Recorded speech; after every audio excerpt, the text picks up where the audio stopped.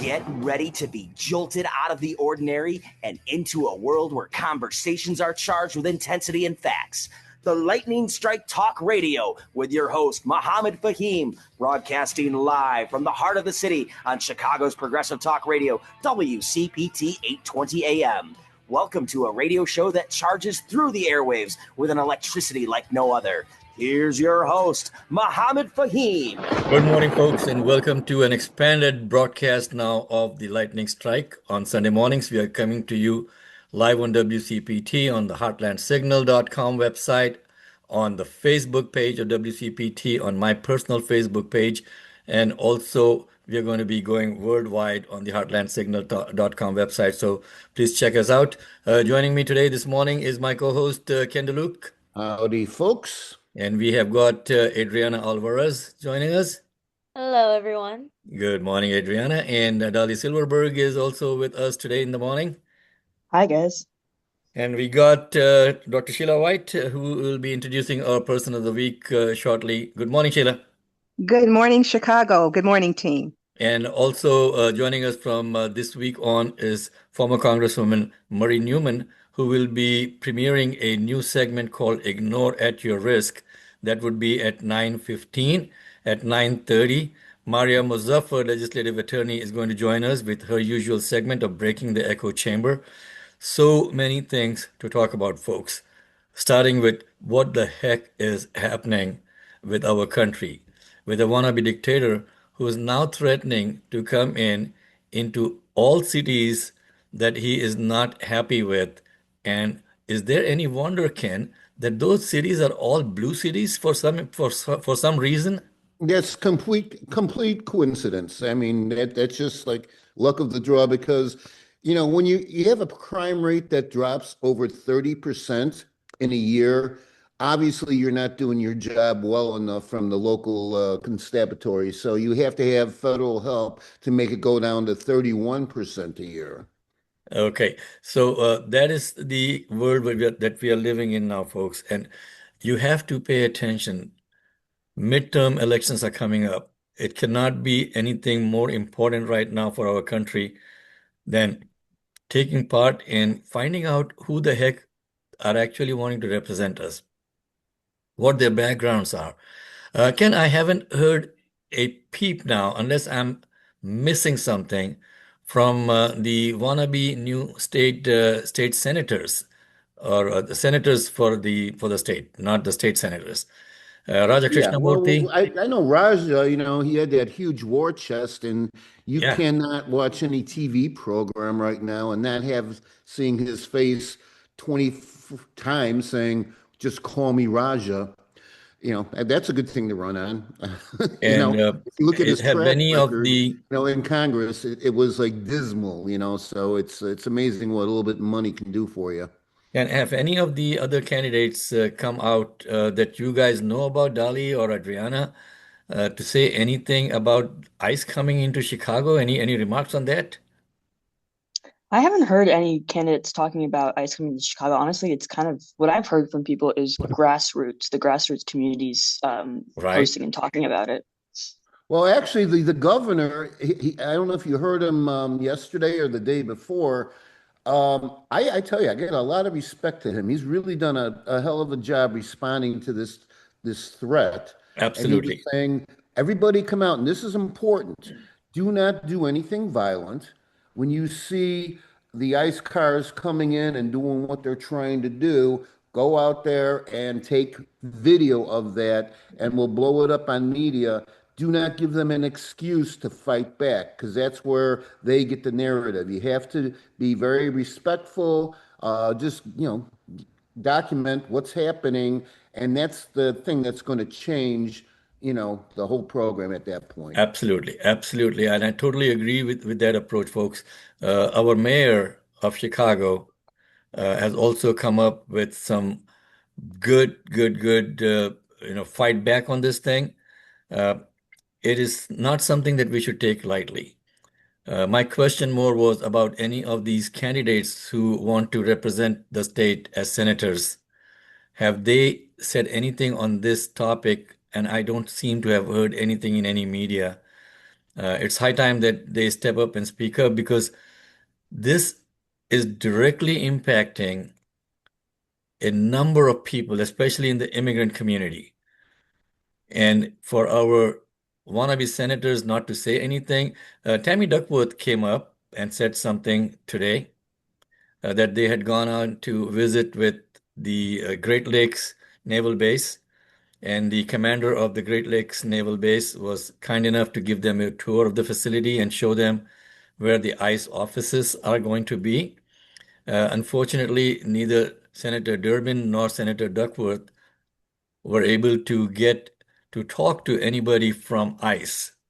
They just ran away from there and would not would not talk with the senators. So that is what we are looking at, folks. And if you want to join the conversation, please feel free to call in now. And we will be taking listener phone calls in the new segment that we are premiering at 8:30, called What's on Your Mind. It's 8:12. We'll take a quick break and come back after that with more programming. I've got legislative attorney Maria Mozaffar also joining the conversation. Good morning, Maria. And we'll be right back after this break.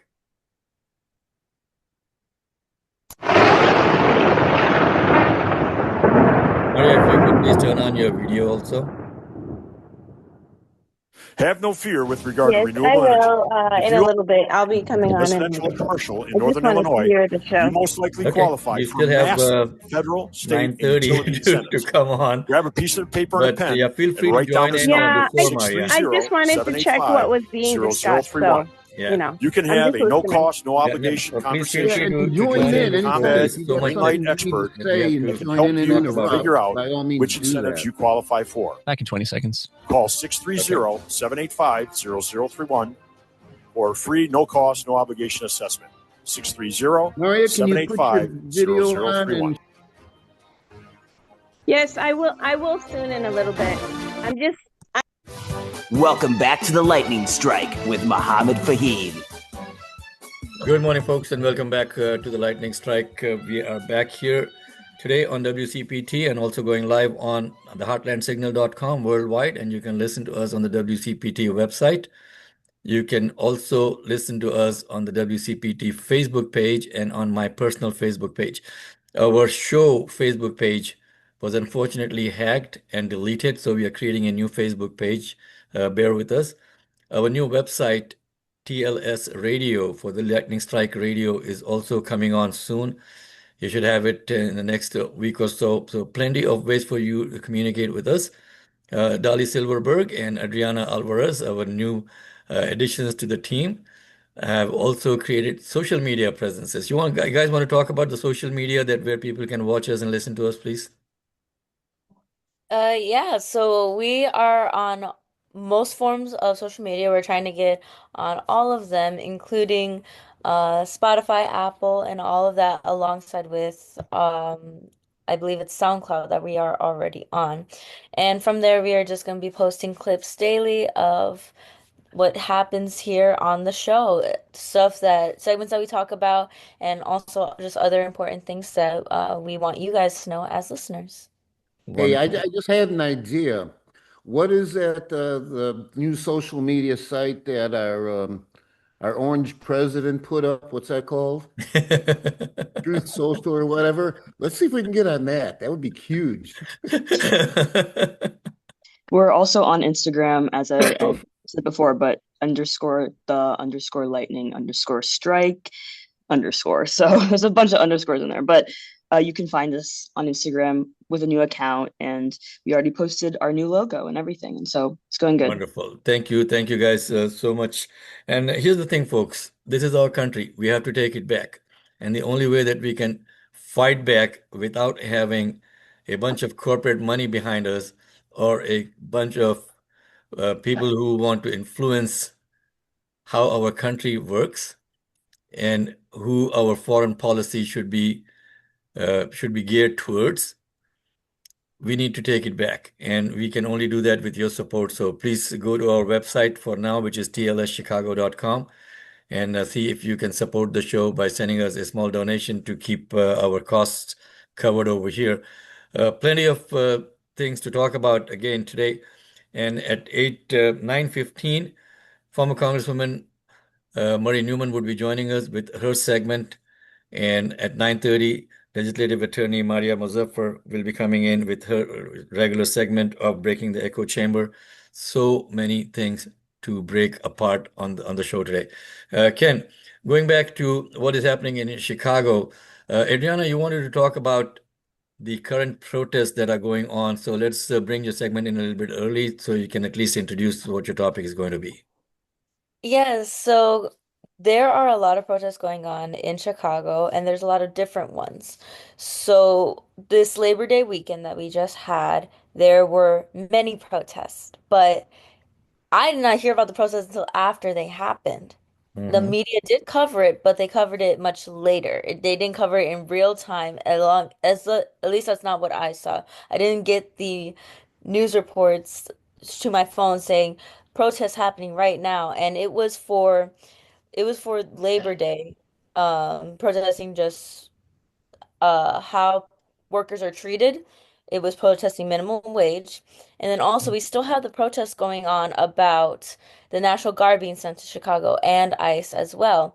And there's going to be a lot more protests, I can bet, because one of the festivals that I had talked about last week for Hispanic Heritage Month actually got canceled because of ICE coming to Chicago because they want to keep their people safe. So they decided to cancel the event because not only are ICE targeting undocumented individuals, they are also targeting people who are just of a different nationality because there are people that are being detained that are still U.S. citizens. And even though they say, I have all my documents, I am a U.S. citizen, they will still detain them as well.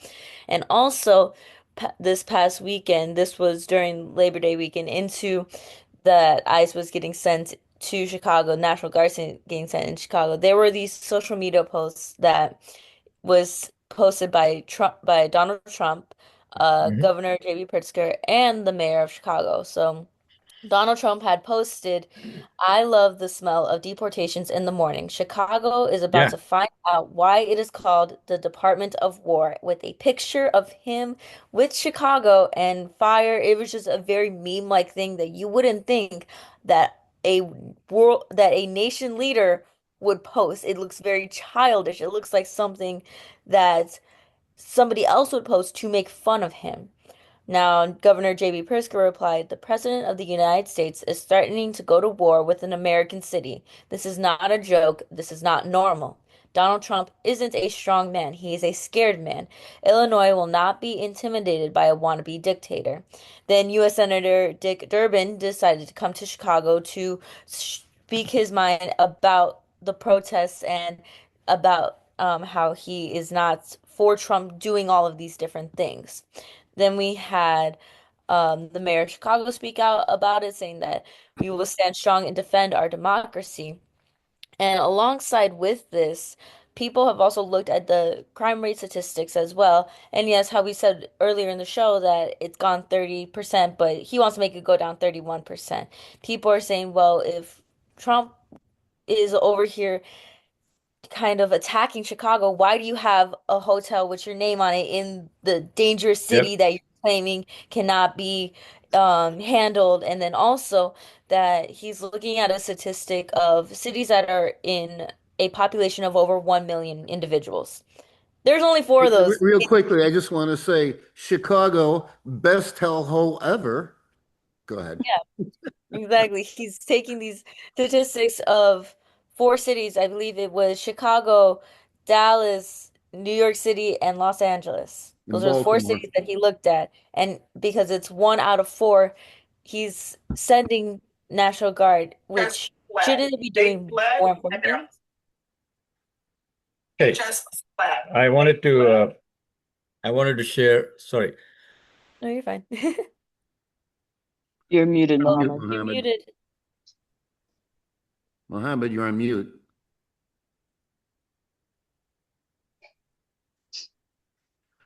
Okay, well, while Mohammed's trying to figure out how to get off mute, modern technology, go figure, right? There is something that really upset me I want to share with the class. I was going to go to my favorite Venezuelan boat dealer and buy a boat, and now I can't do I that think I got it. because I got Trump it has fixed, Ken. targeted those. Ken, Go I ahead. think I got it fixed. Let me play Duckworth's statement. It's a clear indication of how secretive they want to be on this effort. And so we are deeply concerned and we're going to stay on top of it. They just fled. They fled and they're hiding. And that is a clear indication of how secretive they want to be on this effort. And so we are deeply concerned and we're going to stay on top of it. You're on mute again. Yeah, that's what Senator Duckworth had to say about her visit to the Great Lakes facility yesterday. She and Dick Durbin also went over there. They were given a tour. The DHS people did not meet them, they fled. So that is what we are looking at today, folks. This is not looking good for our country. It's 8:22. We'll take a quick break and we'll be back on the other side of the break with your phone calls. So if you want to join the conversation, please mark your numbers. 773-763-9278 is the number to call in, or you can even text us. And you will be taking, we'll be taking your phone calls starting right now after this segment, or we can take you back at 8:30. We'll be right back after this. Hey,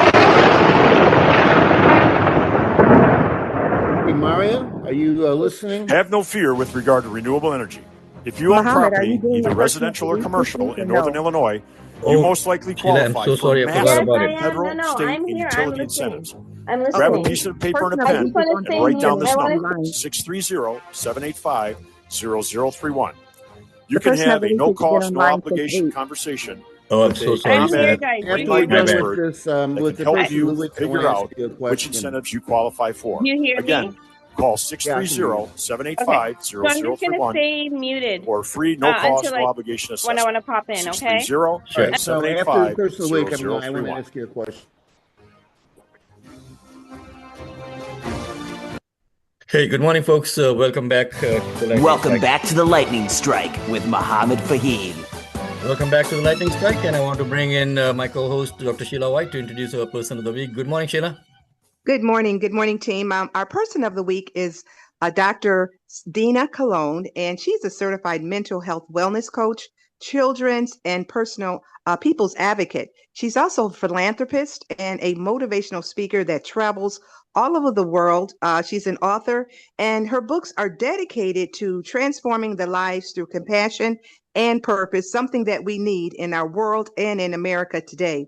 But that's not all. She is an executive with Motivate Magazine that deals with a lot of celebrities events. We're so excited to bring her to the Lightning Strike on this morning. Welcome, Dr. Coach Dina Colon. Welcome to the Lightning Strike this morning. Good morning. Happy Sunday, everyone. Thank you all for having me this morning. I hope everyone is having a wonderful morning. Yes, thank you so much for holding on this morning. I mean, there's so much that we have to talk about in this little time that we have, but I first want to talk about some of the celebrity events that you cover. Let's talk a little bit about Motivate Magazine, some of the events that's going on, and some of the type of stories and people that you cover in that particular magazine.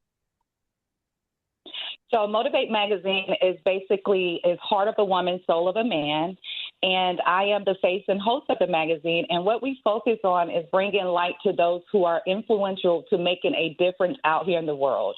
So it's not just every celebrity and, you have to be doing something and inputting, what matters in the world, because we know that, just like I was listening in on the call, there's so much going on right now. It's so much different things that is affecting a lot of people's mental state. So we want to make sure that we highlight those who are making a difference in the world. So the different celebrities that we do, like we have like Chef Willie that we're getting ready to do his magazine.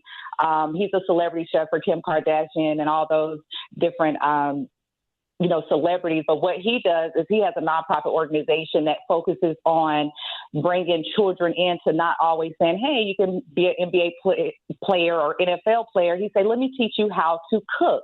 So he travels the world and teaches those children who are less than fortunate to say, hey, this is something that you can follow. So we also are highlighting just different people who are making those contributions to the people that need it the most.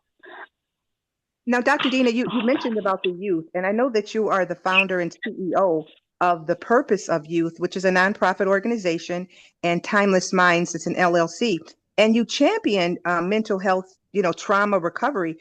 With the state of the nation, I'll say it that way, what's going on with youth, how are you addressing the young people that you're working with in connection to the trauma that they're experiencing, especially immigrants and a lot of other people? But that's in the news going on.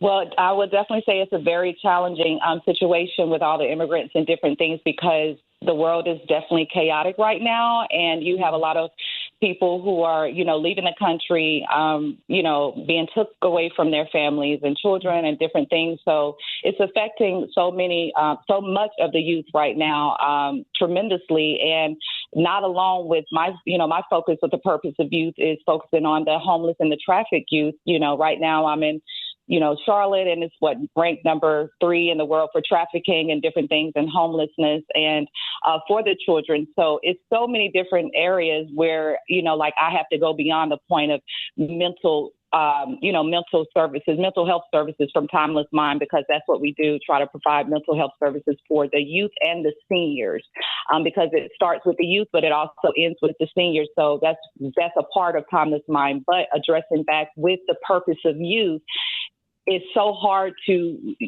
so many homeless. You can't put enough shelters. You can't put enough buildings. You can't put enough group homes. You can't put enough homes in every state to cover this main issue, which the children are sleeping on the hospital floor, sleeping on the doctor's office floor, sleeping.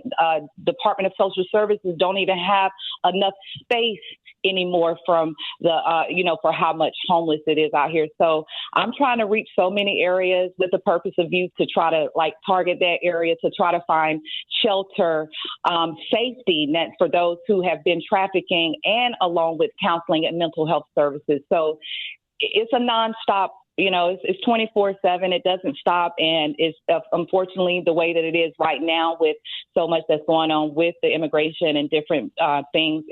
It's worse than now. So all the help is definitely needed when it comes to the youth, because they are the future. And so, yeah, I'm trying to do so many things to make sure that I'm bringing awareness to the problem that surrounds the whole nation. Now, you employ a heart-centered evidence approach, to healing. And with all of this going on in our nation, in our world, and, troops going everywhere, so much happening, how can people foster an emotional resilience or, to help develop some essential life skills in what's happening today? Because people are really some people are just kind of losing it with all of this trauma that's coming into our cities. Yes. Well, I would definitely say the main grounding focal point would be peace and having a relationship with God. Yeah. Because that's the only thing that would drive, because love conquers everything. And with God, that's the first beginning to bring in the peace of the mindset. Because, of course, if the mindset is everywhere and not together, then we can't recreate the mindset, because it's full of trauma. So when we can address the point of having that relationship with God to bring in the peace, so we can open up the channels to deal with the different parts of the mindset that has been affected, then we can start on recreating the pieces that we need to drive the path that where we're trying to go, whether it's, dealing with all the things that we have to deal with. So I would say that would be the driving point, is having that relationship with God, having different, motivators and different, even some people need counseling. It's okay to get counseling. It's okay to seek help. It's okay to talk to others. It's okay to be, to let someone know how you feel, because we cannot do it alone. We cannot fight the fight alone with mental health. We all have to stand up for ourselves, number one, and also try to help stand up for each other. Wonderful. Wow. Thank you so much, Dr. Kalan, for joining us, and great advice. And I think the first thing that God teaches us is to love thy neighbor. And I don't think that happening in our country right now. And that is something that we really have to emphasize. No. Okay. And, I want to say something. It's really important, because we have to remember God is not a racist. It's important for today. So all of this talk and things that's going on, God is not a racist. And so And, that's something for people to remember in every faith. and we need to get these new money changers out of these temples now, Sheila. Thank you so much for bringing in Dr. Colon over here. It's 8:30 Thank you and all. we got Patty from Bolingbrook joining us. Patty, good morning. You're on the lightning strike. Good morning, Mohammed and everyone. Thank you so much for taking my call. I was just going to expound on what the young lady before me was just saying. I am so proud that Advocates for Justice was able to be out in Wisconsin yesterday. We are building bridges with our brothers and sisters across Illinois and across Wisconsin, and loving our neighbors, honoring and respecting all of our neighbors. So I just want to make sure that everyone is out here. We are praying for peace, but we're also doing our due diligence and our resistance to what is happening to our brothers in Palestine, the Sudan, Congo, and our brothers and sisters right here in America who are also being oppressed. So thank you for your time today. I appreciate you, and we will continue this work until the madness stops out here. Patty, please spread the word. And the segment that you're on is actually sponsored now by Ray Hanania. And I'd like to welcome Ray Hanania to our show. Ray, good morning. Hey, good morning, everybody. Great show again, and congratulations on the expanded program. Thank you, Ray. And so Ray's segment is going to be What's on Your Mind, and you're welcome to call in at 8:30 on Sunday mornings to talk about really what's on your mind. The number to call in is 773-763-9278. Today is our first show of the expanded format, so we are expecting a lot of people to be joining us as the show progresses. Ray, you want to talk a little bit about what you do and what your background is, what you have been up to? Well, I've covered Chicago City Hall back in the old days when nobody remembers. Richard J. Daley, Jane Byrne, Harold Washington. We're in a new era I now. remember. I'm sure you're my age, but the younger people remember Rahm Emanuel and Lightwood and all that. But I write a lot of columns. I write a lot of addressing a lot of issues. The biggest one I think this week is one that you guys have been talking about a little bit with callers, the issue of, and I'm using the terms to identify illegal, undocumented residents. It's really sensitive now because we have the Mexican celebration coming up this weekend and this week. And I think the problem is that nobody is talking about the issue. What they're doing is they're talking about the politics. The president has turned it into a political war with this War Department that he's created. And I think Governor Pritzker and the mayor have also played into the politics. Nobody's addressing the problem and bringing solutions. It'd be great if they all came together, set aside the politics, and figured out how to address this issue in a compassionate way to deal with these people that need to be legalized and become American citizens. Ray, let me interrupt for just a sec here. I got a question for you and Maria because you're an attorney. Well, first of all, deporting people just because of their ethnicity. I was in the landscaping business for 27 years, and the people who are working, they showed me documentation, and many times it might have been phony, but they pay taxes in. So I think it's like $1.2 trillion or something has been put into our economy that they can never collect on. They can't claim Social Security because they're just putting money into the system. So that, number one, was an actual net gain for the country. Number two, you're taking away a workforce, and no, they're not rapists and criminals. They're the hardest working people I've ever met in my life. All right. So, I mean, they're taking away from the GDP of the economy and everything else. It's a crazy situation. Now, Ray, the question I had to you, and I brought this up before in prior shows, you got these ICE agents. They have no insignia. They have no badge that they're showing. They're coming up in unmarked, SUVs, and they are literally taking people off the street and throwing them into the van. What would be the problem with Chicago police officers seeing that happening, or whatever municipality, seeing that happening, and then arresting those guys for, kidnapping, because that's literally what they're doing, right? Well, listen, I agree. I wouldn't want to be walking on the street and having some guy dressed in black with his face covered up, Yep. not because of COVID, but and then grabbing me. There's a due process. Things have to be done the proper way. Policing entities must be identified publicly. There's no secret police in this country. We're not in Nazi Germany.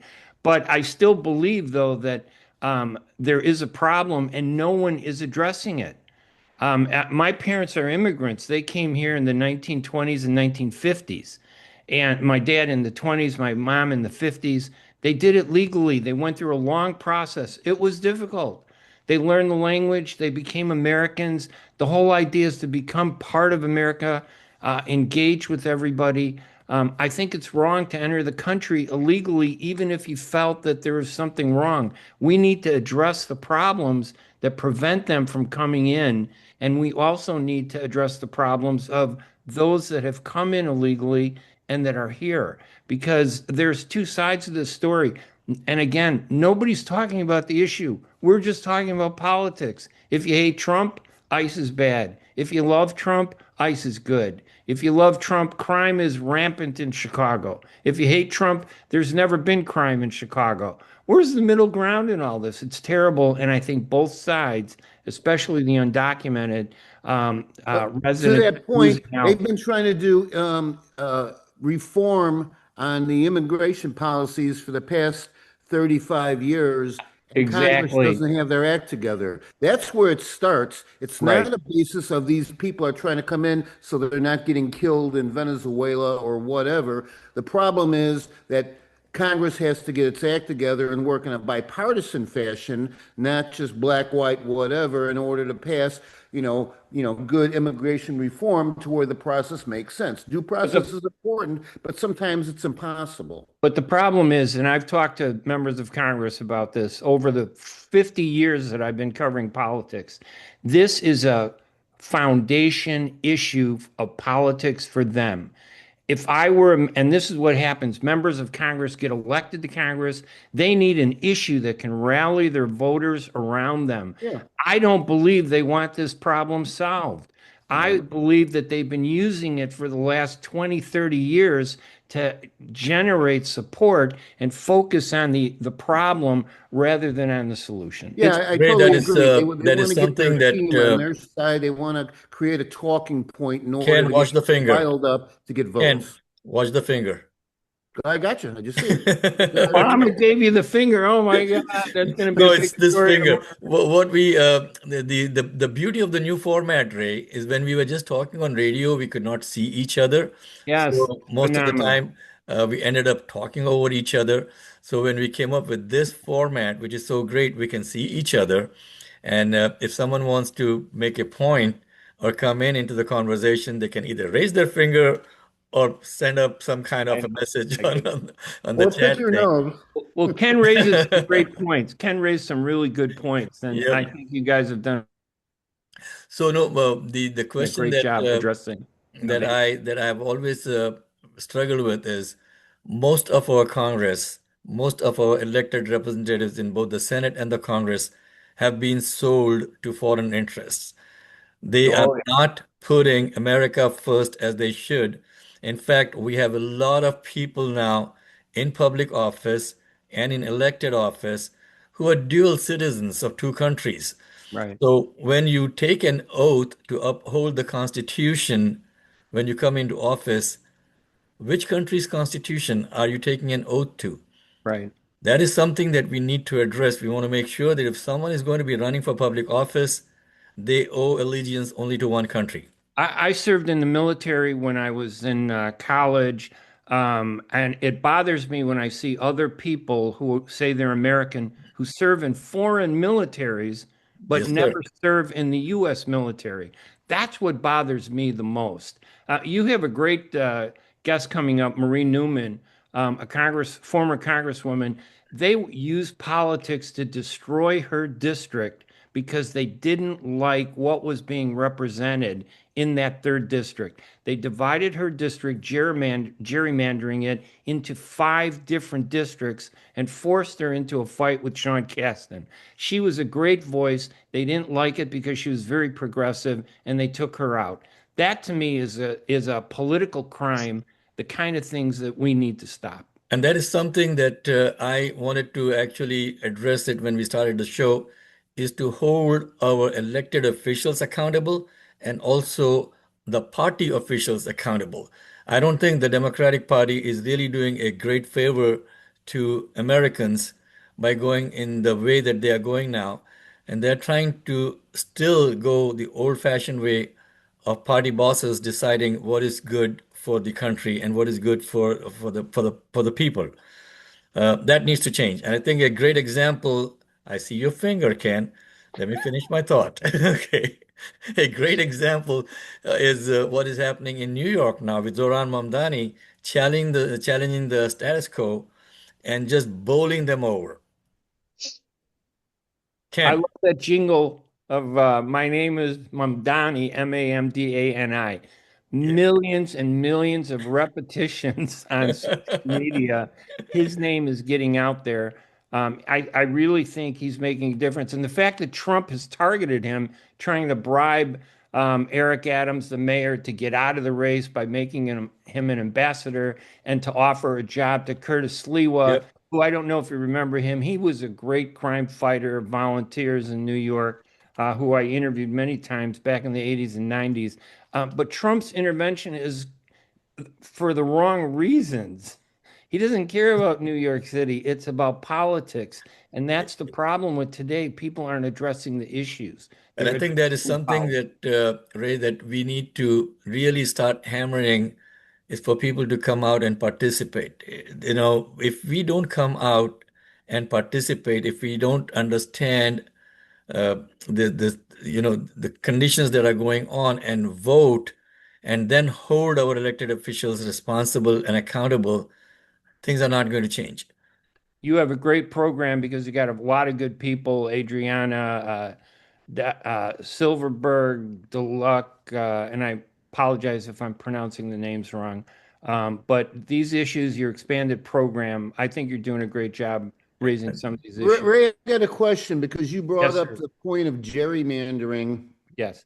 Now, last week I came up, well, I've had this idea in the back of my head, and I misspoke. I said geological instead of geographical. Right, I remember that. I heard that. Okay, so you heard that. I was just people are listening to you, Ken. Do you have? I'm sure you have a lot of influence, a lot of people that are in, politics, and I'm thinking for some of the freshmen congressmen that are going in there and they want to make a name for themselves, they can start a underlying movement to put a constitutional amendment, and it has to go from the Constitution because states are in charge of their own voting stuff. So this would have to be on a constitutional level for this to happen. Put it in there that states cannot gerrymander based on political lines, which right now is illegal. They cannot do it on racial lines, but we all know that that's, underlying anyways. What if they tried to put something like that in there? And who are the people that we should target to call our congressmen or our senators or whatever to maybe get something like that rolling, if you agree with my concept? Well, I agree with the concept, but no member of Congress is going to agree with it because you'd be undermining their presence. Some of them are in bowling alley districts. Some of them are in Waits, where you got one part of the district up north in Chicago, the other part of the district down south, and an umbilical cord connecting the two parts. It makes absolutely no sense. On one hand, it was to give voices to Hispanics, which were divided, which I think is a great idea, bringing all Hispanic voters so they have an opportunity to elect somebody from their community to represent them in Congress. But at the same time, they draw these lines to prevent people from having a voice, like Arab Americans and others. And Muslims. Okay, and speaking of that, we do have a caller on the line. This is, of course, the What's on Your Mind segment, which is sponsored by Ray. So, Roosevelt, good morning. Good morning, gentlemen. Thank you for taking my call. Ray, how you doing? Good, How have you been? Roosevelt. How are you? Great. I love anybody named after a street. Thank you. I have to push back a little bit on what you guys were talking about. Now, Mr. Hanania brought examples of his family. He said the 20s and the 50s. However, we're not living in those times anymore. Actually, we're living in Trump's world because he's controlling everything down to the fact of people that he's bringing in from South Africa. By the way, they're Anglo-Saxon. So those times are long gone, Ray. We're living in Trump's world, and he brings who he wants to bring, and he arrests who wants to arrest. He deports who. Look at Alligator Alcatraz. That didn't exist in the 20s and the 50s, or when I came to this country in the 60s. So we're not living in those times, Ray. That's long gone. We are living in the times of the Constitution. That has not changed. And the Constitution is what's being destroyed by Trump and other people. I agree with you about Trump. But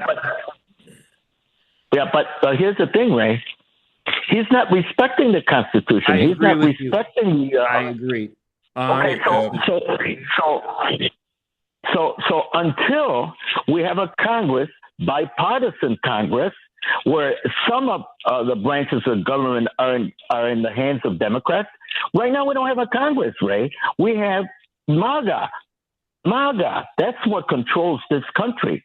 Look at the speaker just this week, Wednesday. Those young ladies, the victims of Epstein, and look what he said just 3 days ago. He said that Trump was an FBI informant. It's ridiculous. We don't have a speaker. We don't have a Congress. We don't have a Senate because it's all in controls of MAGA. I agree. Roosevelt, I think it goes beyond MAGA. Okay, we got Congresswoman Marie Newman was saying that when she was in Congress, there were more people who were surrounding every congressperson from all of these hangers-on that would come in from AIPAC and other PACs like that, who would actually tell the Congress people how to do and what to vote for. So we need to address those issues also. Thank you so much for your call, Roosevelt. The number to call in, folks, if you want to join the conversation is 773-763-9278. And Roosevelt is always welcome to join us. But we want to make sure that we get other people also on. The number to call in, 773-763-9278. Ray Hanania, thank you so much for joining us, Ray. Thank you. And we continue to look forward to having you with us. Feel free to join in the conversation whenever you want. I'm going to be writing a column this week about your show and all the people on it. You're doing a great job. Ray, by the way, I didn't welcome you, and it's nice to see you in person, and I really appreciate you joining us. You do add a lot to this program, and I look forward to talking to you in the future. I love the diversity and the different views that you bring out there to wake people up so they talk and address the issues in a full way. Thank you guys so much. Thank you, Ray, for joining us. Folks, we are back with our programming. If you need to join the conversation, feel free to call in 773-763-9278. You're tuned in to the Lightning Strike. We are coming to you live every Sunday morning now from 8 to 10 on WCPT, Chicago's progressive talk radio station. And joining us at 9:15 would be former Congresswoman Marie Newman. And also at 9:30, Legislative Attorney Maria Muzaffar will be joining us with her segment on breaking the echo chamber. I wanted to go back to what is happening in Chicago, and I wanted to share with you guys some of the statements from Dick Durbin. Chicago, with many people celebrating their Mexican heritage. It's a great day of celebration, but let's be honest about it. It's also a great day of fear. Many families will stay home and not watch this parade for fear of what the federal agents might do to them and their families. It's unfair. If a person is dangerous, they should be gone from America. But if they are here doing their best, working, paying taxes, raising their families, going to church, an important part of the community, we want them to stay. I'm here today. My message to this community is be careful, but do not be afraid. Do not be afraid in America. And that is the bottom line, folks. Be careful. Do not be afraid. This is still a democracy. This is still a free country. we have not flipped over and became a dictatorship, at least not today. And we got to keep on This fighting just for like it. bothers me more than anything, Mohammed, is that when you can take somebody just at the Home Depot buying, fertilizer for their lawn or whatever, and then throw them into a van and send them off to Uganda, of all places, and they don't know anybody in Uganda. They don't speak the language. They have no means to do anything, and they're putting themselves in these high security prisons, which are, in most cases, death traps. How is that even remotely possible in this country? It just drives me nuts. It makes people angry because, like as you said, it is ridiculous that they can do something like that. But then also the fact that because of it's it could be coincidental, it could not be, because September is Hispanic Heritage Month, that people fear that they can't even celebrate their own heritage unless it is considered American. And it just Yeah. feels like terrible. And I know, Dolly, you were saying that you had something with the protests as well. Yeah, I have some people on the ground right now, some friends of mine who have been actively participating in protests in Chicago, standing out against ICE. And actually, an interesting thing that they told me about were the 6 steps for recording ICE. If anyone happens to find themselves in a situation where they see someone being detained by ICE or even themselves, there are 6 steps that you can follow to record properly. So the first step is stay at least an arm's length apart.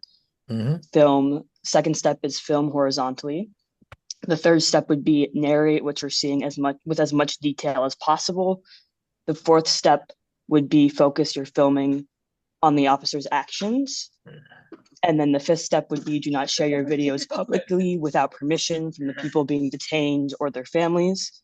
And the sixth step would be call the FSN hotline, or the Family Support Network, which is a research from the Illinois Department of Human Services. And you can talk to the operator about what you have captured on film. Do you have the number for that, Dolly, by any chance? Number for the FSN hotline? Yeah. Let me see real quickly. So while you're looking that up, again, folks, remember the number to call in over here if you want to join the conversation is 773-763-9278. You can also leave us a message anytime during the week on our phone message line, which is 312 TLS for the lightning strike 8182, and we'll be sure to play your messages because sometimes we run out of time when we are doing live radio. And if you have any kind of information that you want to share with us, Ken, go ahead. You wanted to say something. Yeah, Dolly, I really appreciate you just sharing that with us because I've learned something that I didn't know before. And by the way, anybody who is out there that does want to share, and Mohammed gave out the phone number to call, please, if I don't know about it, chances are a lot of people in our universe don't know about it. So if there's something interesting, it doesn't have to be about politics. I mean, that's mostly what we talk about. It could be about this great person who opened up this new, place where they're giving away free puppies. I don't care. I'm just giving that as a BS example. But if there's something that's important in your universe, it's probably important in other people's universe. So please give us a call and share whatever that might mean. Yeah, and I think it's also important, especially nowadays, to not be a bystander. That is something that we can't afford any citizen to be. So please follow these steps. The FSN hotline is 855-435-7693. Again, I'm going to repeat it, 855-435-7693. And if you could also put that up on our social media when we say this, because this is very important. We are coming up to the top of the hour, folks. In about 5 minutes, we'll be taking a station break. But I just wanted to play something from PBS for you, from a former Trump admin staffer who is warning that the U.S. must wake up. Please take a listen.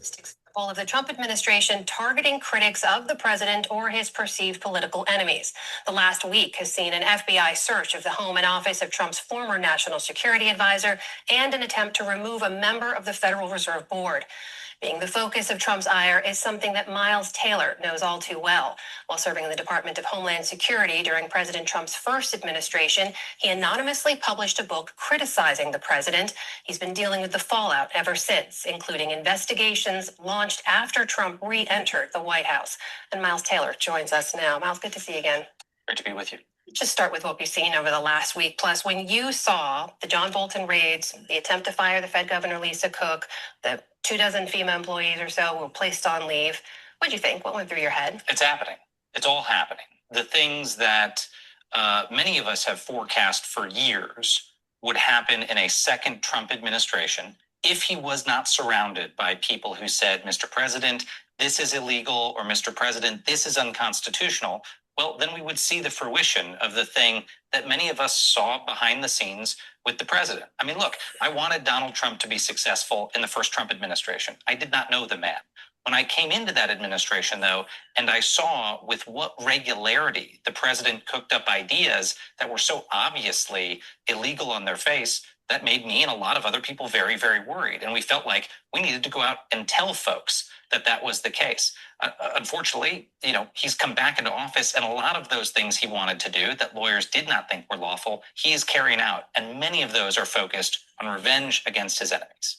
You've talked last time when we spoke, you said how people warned you against speaking out and fighting back because they thought it might bring more attention on you and potentially more pressure, more targeting of you and your family.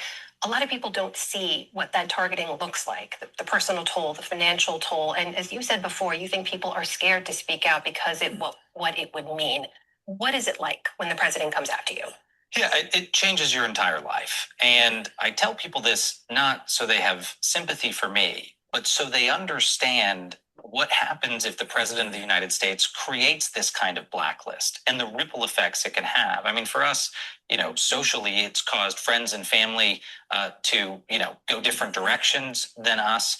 It's also resulted in big security threats against my wife, against my daughter. I mean, we've had people make violent threats against our family members. We've had to increase our security. We have an army of lawyers for different things, but it's also meant financially, it's been very hard for us. The business that I built effectively had to be dissolved because my business partners no longer wanted to have that association because they too were scared Trump would come after them if we stayed in.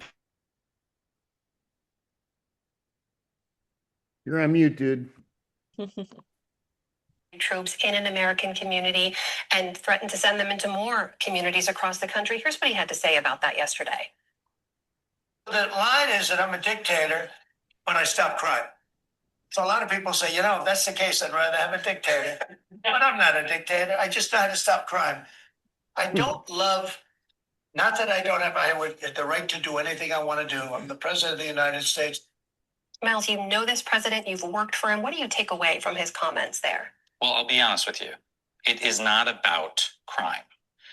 Donald Trump is not trying to counter crime with these military deployments. He is mounting a counterinsurgency against domestic political enemies. That sounds dramatic, but look no further than what Stephen Miller just said the other day about one of the two major political parties in the United States. He called the Democratic Party a domestic extremist organization. On that note, folks, it's about 9 o'clock, but that is courtesy of PBS News. Thank you so much for allowing us to play the audio on this one. This is what we have to fight against, folks. You're going to be threatened. You're going to be targeted. Let not that worry you. We are still living in a democracy. Yeah. You know what? I just thought about that listening to that clip. Okay. And every time I hear it, I think it in the back of my head. And he says, Trump says this all the time. He goes, well, a lot of people have told me, well, Mr. President, what about this? And I just want once to tell me one of those lot of people. Nick, give me one freaking name, because it's complete BS every time he says it. That's it. On that note, we are at the top of the hour, and I think you're going to take a station break at the top of the hour. Come back right after this.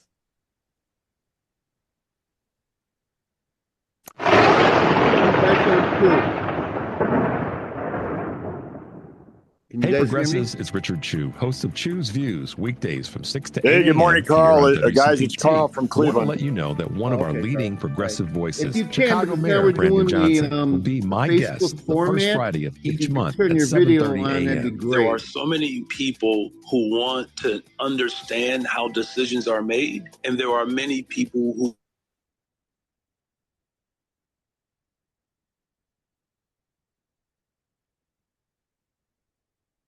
So I'm muting everybody while the station break is going on, so that we don't come across on the radio.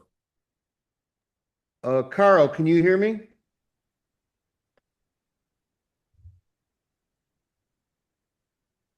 Okay, you're muted. But if you can hear me, we're doing the Facebook or the Zoom format now. So if you can turn your video on, that would be great. Yeah, I can't because I'm at my mom's house. Her internet is ancient, and so I will. My feed will like jump. All right, no worries. Okay. Several thousand demonstrators marched through downtown Washington Yeah, demanding we're on President station Trump break end the while we're going deployment to of the the top of National the hour Guard with to patrol the NBC. nation's capital in the name of So fighting please bear with crime. us, and And we'll now be President back Trump is on considering Facebook sending and troops on to our New Orleans. At the regular White call, House last night, regular Trump show after reportedly this. said, "We're going to come into New Orleans to make that city safe."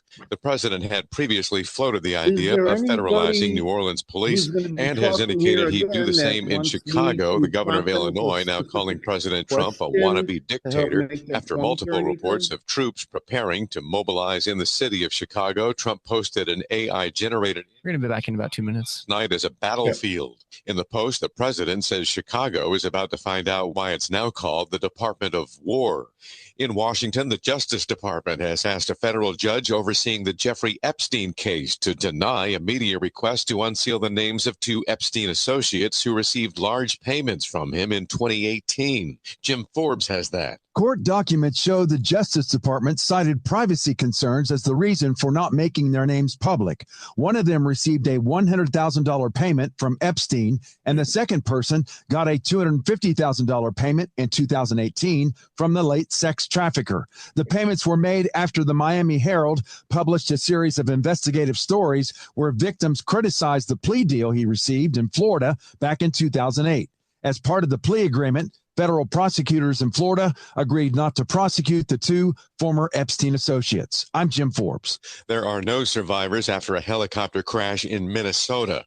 Police say the chopper went down Saturday afternoon near Air Lake Airport in Lakeville, just south of Minneapolis. Scott Carr, NBC News Radio.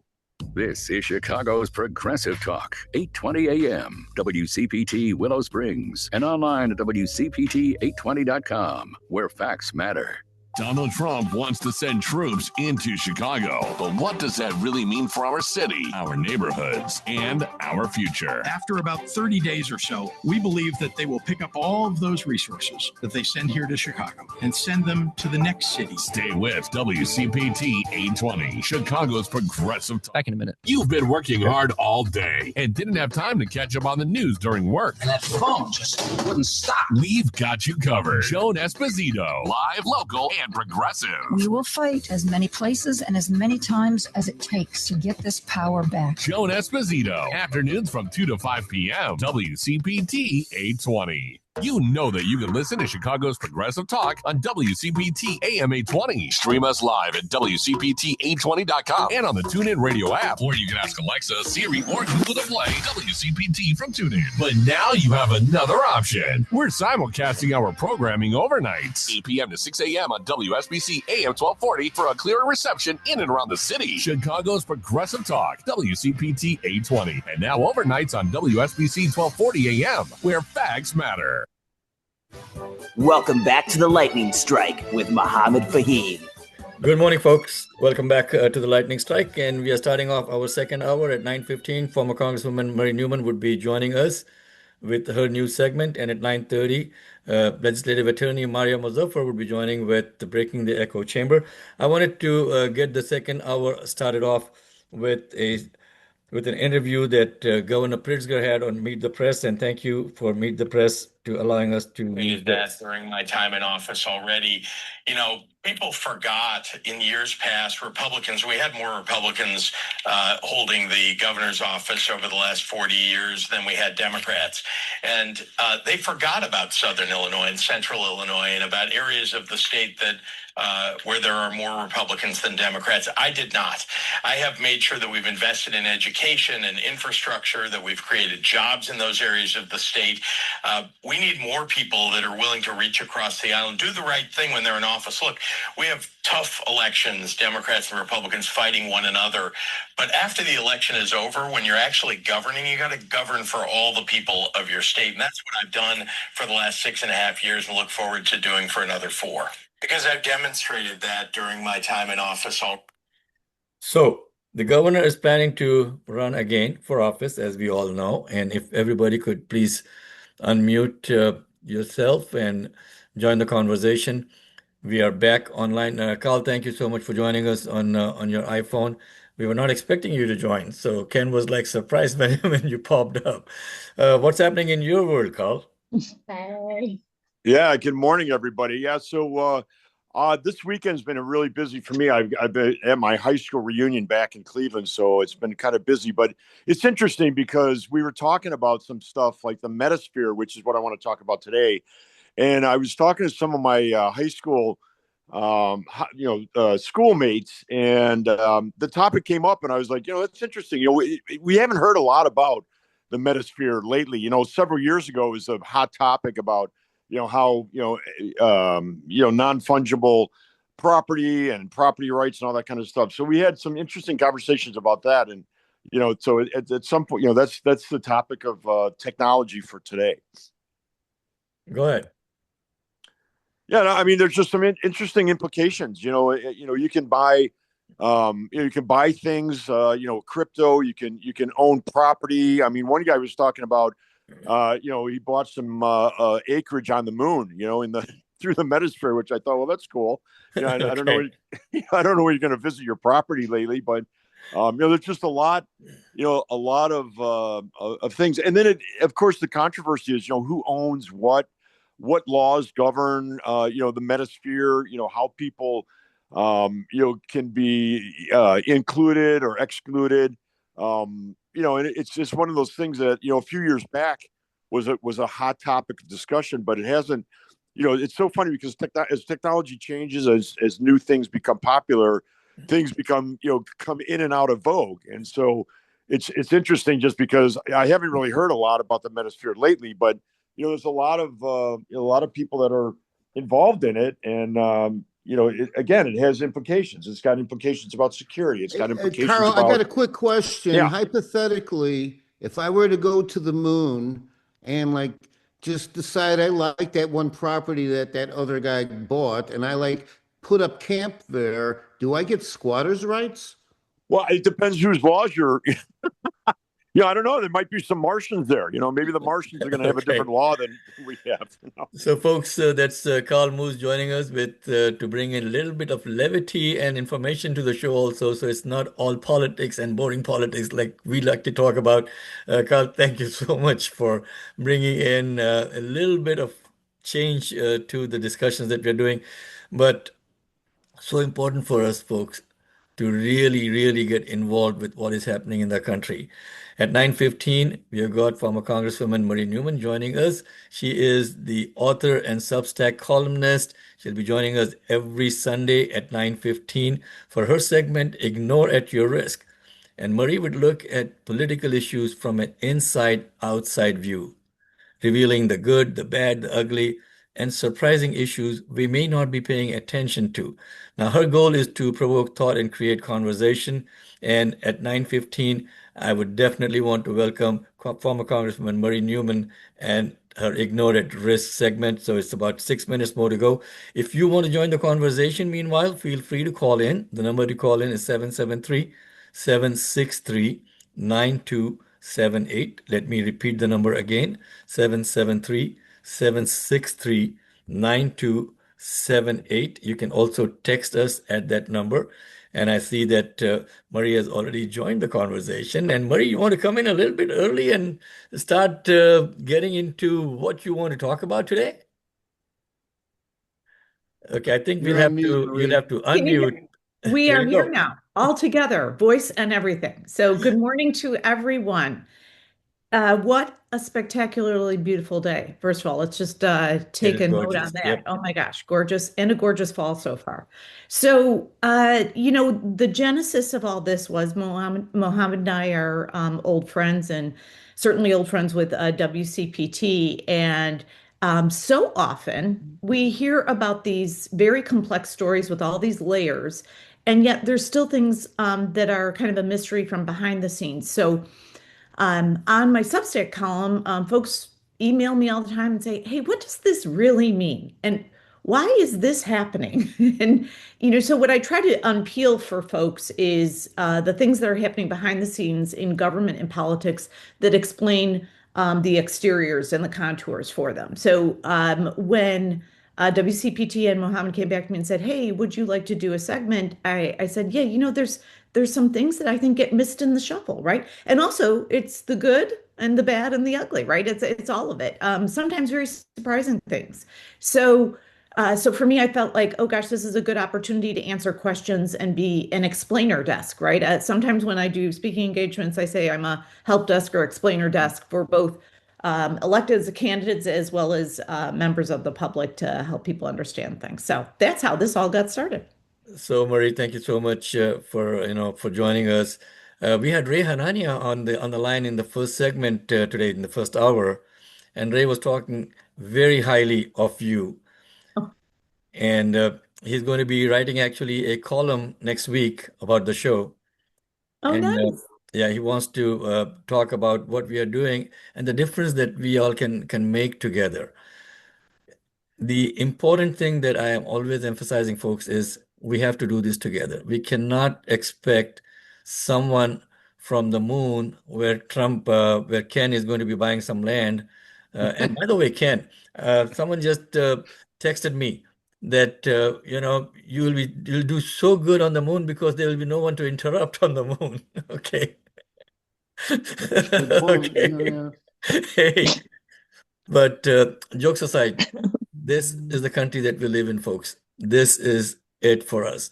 And we have got to take it back. We cannot lie back and expect these people to roll over us, rolling over the Constitution, rolling over every rule in the book, and then expecting us to say, "Thank you, Master."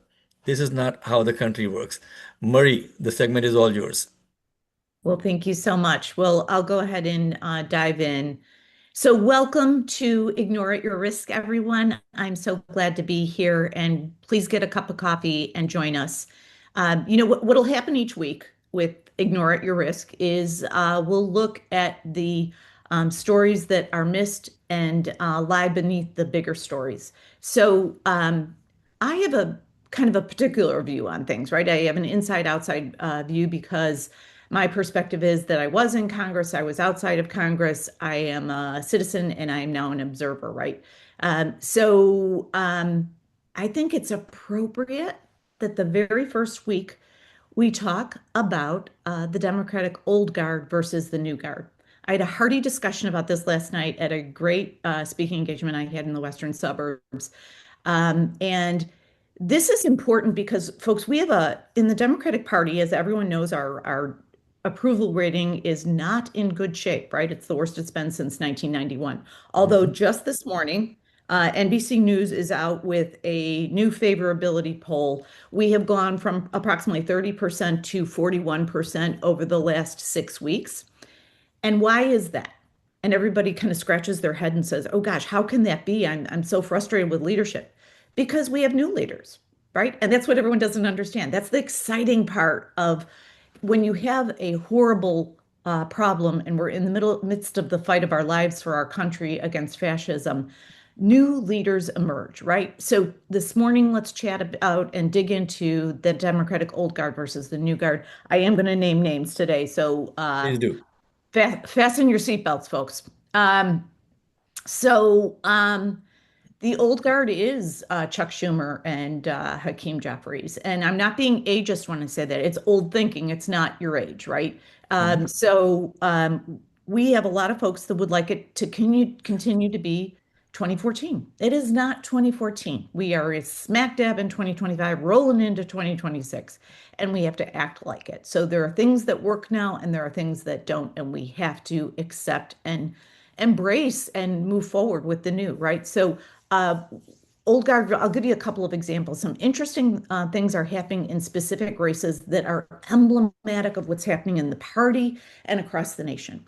So let's start with the one that's most visible in New York City. So Zoran Mandani won the primary in a very interesting way. He was authentic. He talked about affordability, and he talked about bold and simple solutions, right? It's plain and simple. And he met people on at corners, by bus stops, in their homes, on in front of businesses. Everywhere. He went everywhere. He was in every single neighborhood, right? And it really worked because he was authentic, he was engaging, but most importantly, very knowledgeable on things like affordability of housing and the cost of groceries and what we can do to bring all those prices down and operate together and have pride in his city. He has great pride in his city. Who doesn't want to be magnetic to that? So he did some great things, and he did it by being authentic and talking to people. And as I always said when I was on the campaign trail, the best way to solve problems is to listen to people, right? Sit down, ask them what's worrying them and what can you do for them. And then shut your pie hole and learn what they need, and then go pass some legislation that addresses all those things, right?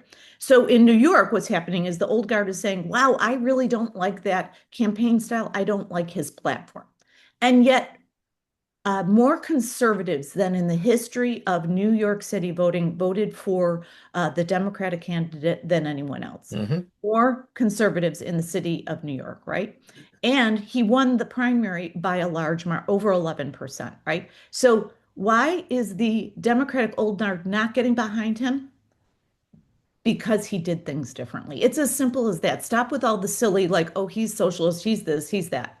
They didn't like he won not using the old guard. This is an ego problem and a family leadership problem. So let's get it out in the open. So I am hearing today that, or tomorrow, that Hakeem Jeffries is going to make an announcement on that race. I hope he does the what a leader would do and what a team player would do and endorses him. If he doesn't, that's a very big problem for him and for the party, but we'll remain to be seen. Let's be hopeful.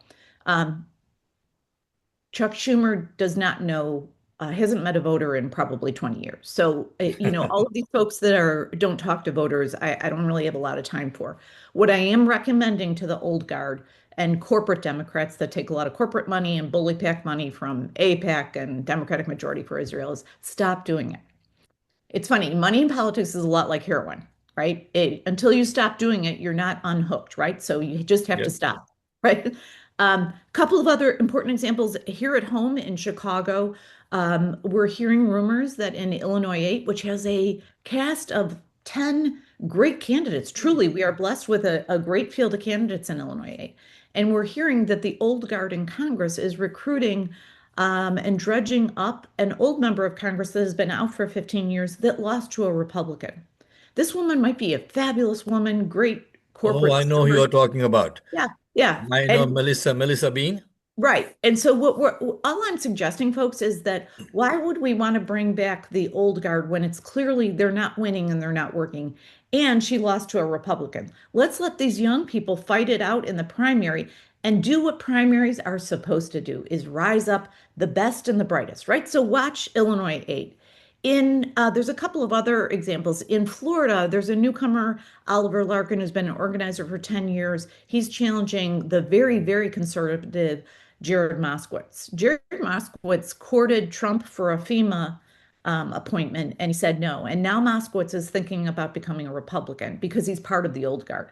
We don't need folks that want to jump ship just because the wind is blowing, right? So let's get rid of the old guard in all of these places. And then very hyper local, Illinois State Senate District 6. There's a young man by the name of Nick Unijeski who's running And full disclosure, he was my campaign director, brilliant policy guy, great kind of organizer and in the communities, very involved in his communities for the last 10 years, is challenging the old guard. And take a look at him. And again, folks, it's not that the incumbent or the old guard has done a lot wrong. And in fact, they've done a lot of good.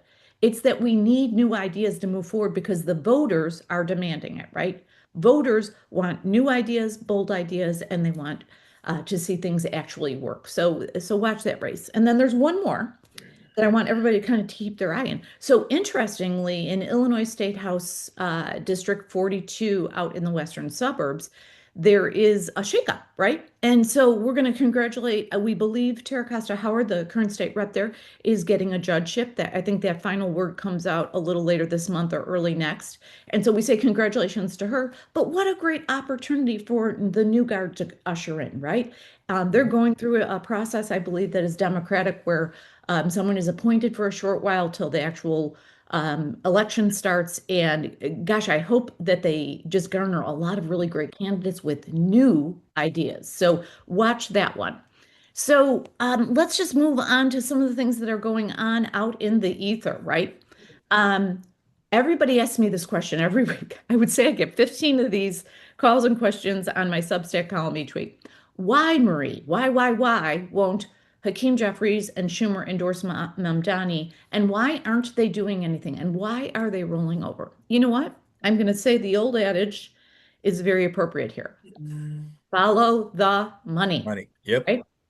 So bully PACs like AIPAC and Democratic Majority for Israel, and then all the corporate PACs are telling them, wow, I really like those billionaire cuts that Trump did. Don't be so hard on him.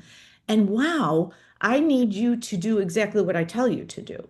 So let's encourage our leaders to stop taking bully PAC money and corporate money and start talking to actual voters and not donors. Just that's the best way to talk to these folks. So Marie, I want to go ahead. I also wanted to point out about State Senator Omar Fateh in Minneapolis for the mayoral endorsement controversy that's going on. Okay. Yeah, that's a good one too. The state level DFL endorsed, and then they later withdrew it. And Fateh's campaign now, the establishment Democrats tied to incumbent Mayor Jacob Frey, they are reversing, orchestrating the reversal and calling it a threat to reform and party unity. I mean, come on, get real, guys. Yeah, it's blatantly obvious, right, Mohammed? It's so silly, and let's not fall for it, folks. But I do want to make a point about leadership. So when you're in times of great strife, particularly political or government strife, surprising leaders rise up. So watch some folks, and I'm just going to list off some folks. So we have really great, and don't get wrapped up in their politics right now, but JB is doing a great job fighting back. Let's all be very proud of Governor Pritzker. Absolutely. I mean, I don't agree with him on a lot of things, but what he's doing right now is part of it. He is saving our city and he is protecting us. And the number one thing that I get told at every speaking engagement is, Marie, I feel unprotected. And that breaks my heart. But with JB right now, I think everybody can feel as protected as they can. It's a precarious time, but I think he's covered it off from a legislative standpoint.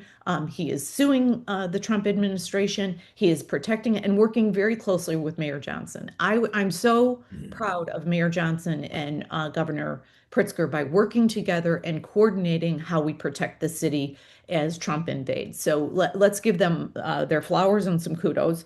And same with Gavin Newsom, governor of California. He's fighting.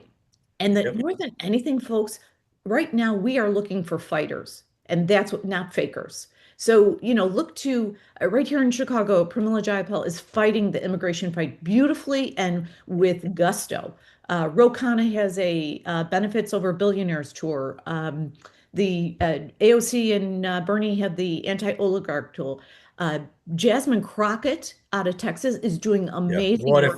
What a fighter. Yeah, she should really, run for president. Yeah, I mean, she's really, she really understands how people think and what people want. So I give great flowers to her. And then Robert Garcia on oversight is crushing it with this Epstein files, and they are important. Literally now we're learning almost 1,000 people have been affected by the Epstein sex trafficking ordeal, and it's horrifying, right? So keep going, Robert. And then, I mean, when you see folks like Pramila Jayapal and Ro Khanna put forth legislation to stop money in politics and stop stock trading and all of those things, those are our leaders, folks. So grab onto the leaders and support them. There's a lot of good news out there. Marie, Ken has a question for you. Sure.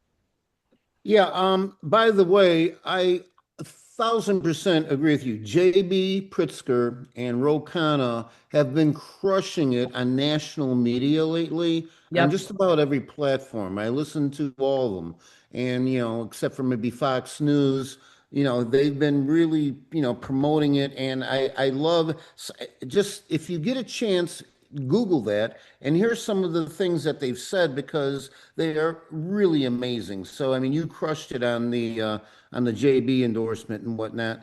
Now, the one thing that is really important to me is that I was in a restaurant yesterday, and I was talking to the guy next to me, and he actually voted for the orange president. But he wasn't really into politics, okay? And I think the biggest problem we have right now is education because people don't know what they don't know. And if you can engage with them, by the time I got done talking to them and explaining, what the different, things are on one side of the aisle are doing and what's going on the other side of the aisle, he basically, it's like his eyes got really wide and he didn't even realize. And there's a question I'll have for you, and I'll give you an example, a real quick example. Bird flu, okay? Trump just cut 17 of the top scientists at the CDC. Okay, these are people that have been doing research for 20 plus years on the different vaccines and everything else.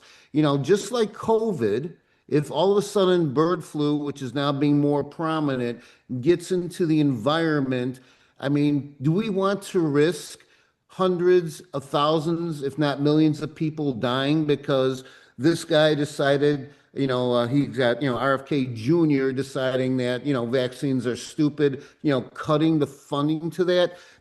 People don't realize that when they're looking at the news. It's not really in their own environment. So if you get out there and you can talk to people, and I guess my question to you, Maria, is what can we do to educate people better in your best option? What do you think we can make that happen?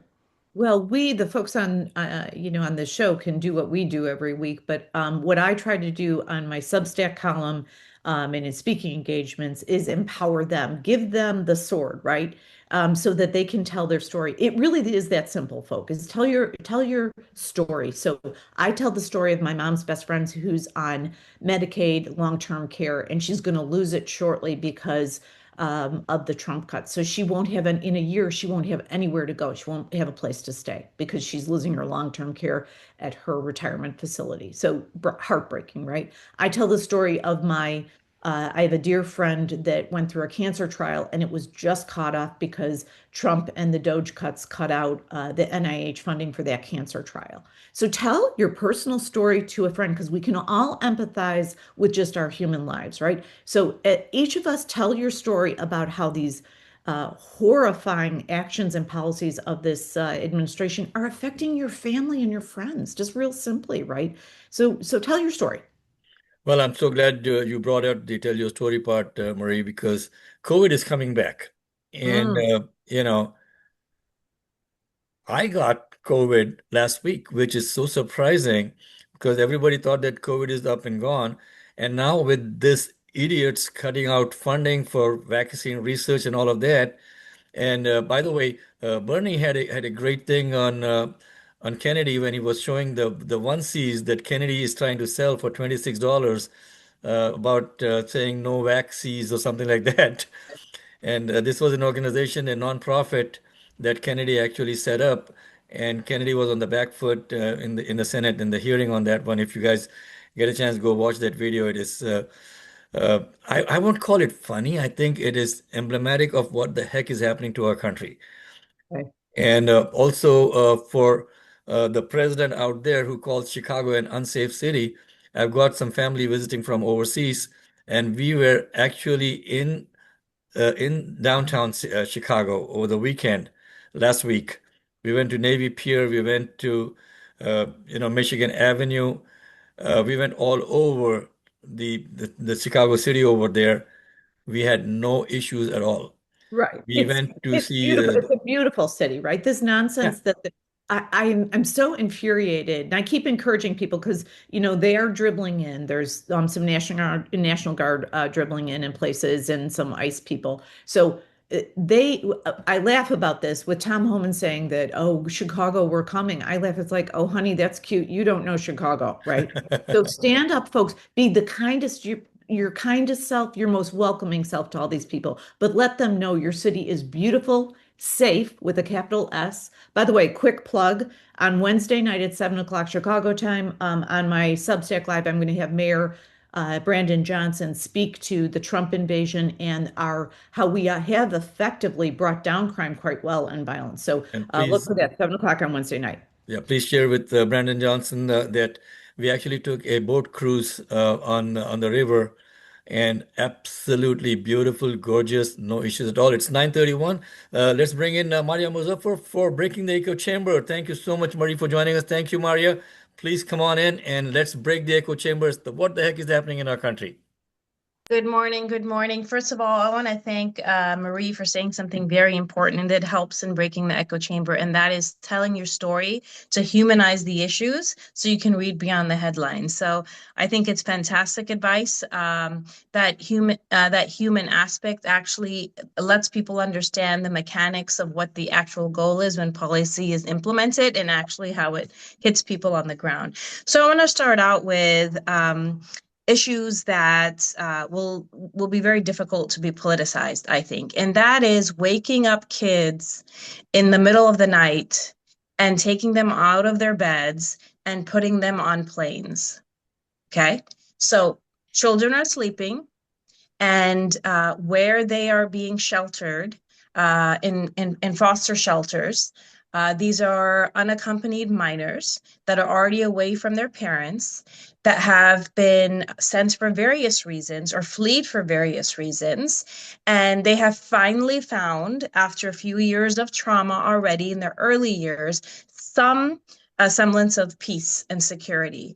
And the place that has been housing them gets a notification from the administration that prepare them, because in about 2 to 4 hours, we're going to come and take these kids. And that's exactly what happened. So I want you to place your child in that bed, any child you do know.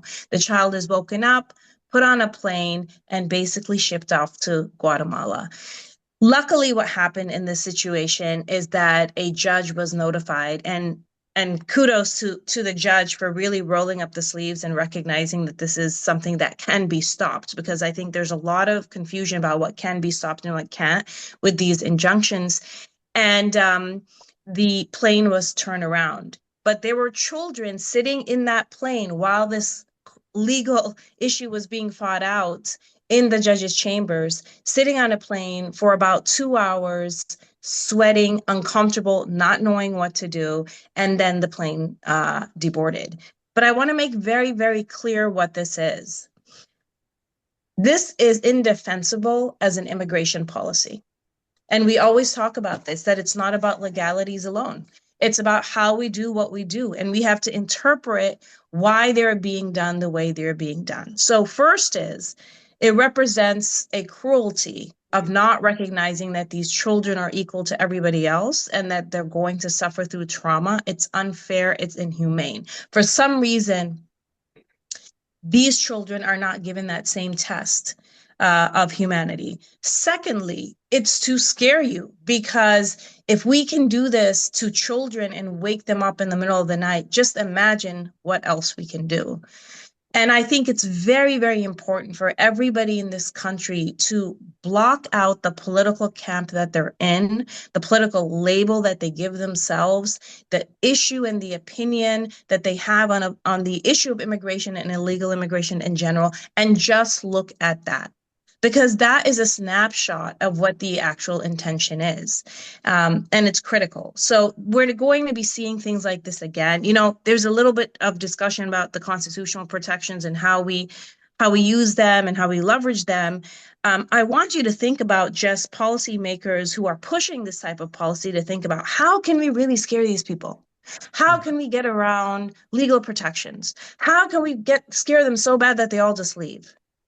This type of discussion absolutely happens when you put into effect situations that are inhumane. The other thing I want to tell you is we had the discussion last time about the Smithsonian and the issue of what is in the museums and how we talk about our history, and it was in the headlines for quite a bit. And we're talking about actual history. What are the different elements of history in our nation that need to be addressed? And what kind of racial tensions have to be addressed and faced in a real way? And now the move is to take that into the classrooms. And I think that's the most dangerous place where you can actually start erasing history. And this is critical. So we want to see a theme here, right? Let's scare them as much as we can to just that they're just forced to leave, because this is how we treat children. So they're going to be scared. People are going to be scared. They're just going to leave the country. Second, let's make sure that we are comfortable with what we see in our museums as history about our nation. And that may include erasing factual history that give rise to tension and realities between races and ethnicities. You cannot have a discussion or learn from history about colonialism or slavery or imperialism if you are not honest. You cannot learn and you cannot grow. That's a museum, could be a private museum that we can go after, but what about classrooms? What about classrooms that are public schools where you're actually erasing history? So that mindset is also the intent of what we're looking at. And then I want to talk about the statement of Tom Homan, if all of you saw this in an interview, when he was asked, well, you're coming to Chicago and it's illegal the way that these detentions are happening. And the Alien Sedition Act is not actually something that's valid. I hate to interrupt. Who's Tom Homan? Oh, well, first of all, let's go back to the reality of who runs the country. Okay. When we're talking about Homan and we're talking about Stephen Miller and we're talking about individuals that are actually in charge of immigration, which we call the immigration czar, are individuals that are creating policies that the administration is implementing. So I want you to look at them as individuals. And in the interview, he said, we're coming and we are actually going to round up people that are standing with individuals that are criminals. So if you're not a criminal and you're standing with individuals that are criminals, you will be taken to. So what that specifically means is that the collective guilt of people hanging around with people is in itself a criminal act, and that the Alien Sedition Act can be expanded to violate due process of people that are innocent. So what we want to know is the intent of halting demographic change, dehumanizing people in the process, and changing the historical landscape of what's taught in classrooms and museums. The overall impact of that is to be able to scare people so badly that they leave their own country, or they see the land of opportunity and the land of freedom as no longer such, which is a complete contradiction of why the nation was built. I want to go into actually, and I'll end with this to tie all together, is that I'm sure that many of you saw in the headlines last week that the Hyundai plant was actually raided, and there was a sweep. I think it was about 65, 458 or something total people were arrested. A large amount of people from South Korea. Now, you will look at this and you'll say, oh, so now, the ICE agents are going into different places of business. Why the Hyundai plant? Well, the Trump administration has been in a battle with the Court of Appeals that basically argues, and the court found that the tariffs that the Trump administration was trying to put in is not legal. And you cannot look at the national security law of 1971, and I believe it's called the IEEPA, that for national security reasons allows a president to put tariffs on trade. tying the theme of national security and business together, because for some reason America will be and Americans will be in danger because of certain trade agreements. It's a very difficult threshold to pass. However, the court said no, it's not legal. You cannot use the National Security Act. So what can you actually do to scare foreign businesses? What can you actually do to push American manufacturing and scare them in a way that is illegal, harassment, and not following the law? You can use ICE agents. And so actually, there was a deal that was struck very recently, I think yesterday, by the South Korean government and the United States for the release of these people that were detained. So that just shows you all the different ways that ICE agents are being used and the revisionist history of our country is being used. And I think it's critical for us to understand, to bring back to the human aspect of this. You're a South Korean person that's working at Hyundai, and the government in that nation wants their American cars to beat out your company's cars. So instead of going through the courts or having a conversation or having trade agreements or discussing in a boardroom with two execs, the country uses their own ICE agents to come in and round up you, someone who's working as an employee. I want you to think about that. I want you to think about that. And then I want you to think about, again, that this is not the first time children from foster shelters have been taken. Unaccompanied minors have been in this country for a specific safety reason. They're not any more safer being shipped back to their country. And if they're expendable like this, let's just ship them off. Who cares what happens to them?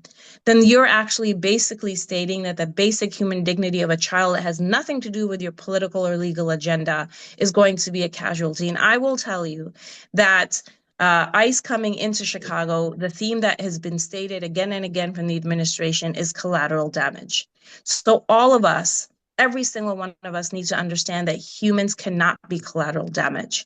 Children, humans, and people that are trying to pay taxes and do good. And I agree. I don't agree with the governor all the time. I don't think anyone agrees with an elected official all the time, but 100% the governor has been on point. And the fact that he's encouraging everybody to document brings us back to what we said last time, Muhammad. These federal agents need cameras. They need cameras on them, and we need to be following what they're doing. And one of the things that we started And we need to show anyone off, who's got a cell saying, phone to take pictures when you see something going on to distribute it. Finger. Okay, we came up with this idea of showing up a finger if we want to say something. Now that we are on video, so we can actually listen to each other and not talk over each other. Hey, Mohammed, finger here. I'm sorry, I was looking at Maria, not at you, so I didn't see your finger. No, but when we started on the show, Ken had something good to say on that, that when you see something happening, there are certain processes that we wanted to follow. And Dali had some great points on that. Dali, you want to repeat what you said in the beginning? Yeah, for sure. So I have a few friends on the ground that are taking part in the protests in Chicago as we speak, and some things that they have, at least they've told me, are these 6 steps for recording ICE agents if you happen to see someone being deported or harassed and attacked by ICE agents. So the first step would be stay at least an arm's length apart from the situation, from the person, and from the officer. The second step would be film horizontally. The third step would be narrate what you're seeing with as much, as much detail as possible. The fourth step would be focus your filming on the officer's actions. Fifth would be do not share your videos publicly without permission from the people that are being detained or their families.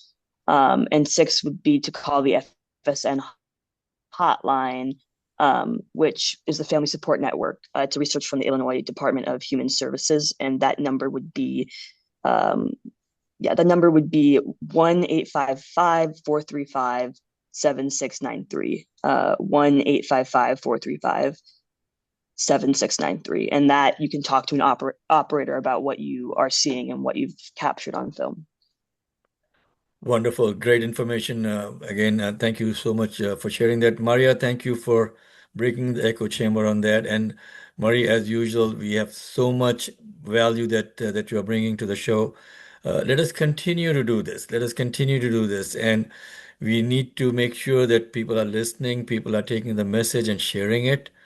And the 2 hour format has really given us more of a chance to dive into things in more depth than the 1 hour that we were doing. So I'm glad that WCPT and NBC thought it fit to get us another hour going on Sunday mornings, which is very critical for us. In the next few days going forward now, Marie, when ICE is here to stay, that's we have to accept that they're not going to go turn tail and run around back because our governor is saying them that he's not going to cooperate. What is the best option for us as citizens to do on a day-to-day basis? I see that a lot of protests are taking place. Yeah, and that really go to the protests and follow the rules. So Indivisible Illinois or any of the indivisible groups, go ahead and Google folks that you're new to protest actions. Keep it peaceful, folks. We cannot create a situation where we give Trump what he wants. He wants it to be violent so he can say, see, I told you it's a violent place, right? So be the exact opposite of violent. Be Betsy Bubbles, as I say. When you see these guys, be like, hey, thanks for visiting. Isn't it a beautiful city? And it's so calm and peaceful. We're glad you're here to enjoy it because we love it. I mean, be ridiculously saccharine. And I'm not exaggerating at this point because make the point to them. Like, look, and thank them for their service, right? It's like, and you can go ahead and say, I'm sorry that our president doesn't respect you and he's treating you like garbage, so. Yeah, one of the first fundamental things that I learned when I was doing my master's in journalism was that we need to focus on stories first, which are close to what is happening and where we live. But let's not forget about what's happening internationally also. Oh, yeah. Okay, Israel is continuing to bombard Gaza again, and we are not doing anything at all on a legislative level to fight against that, which is so ridiculous.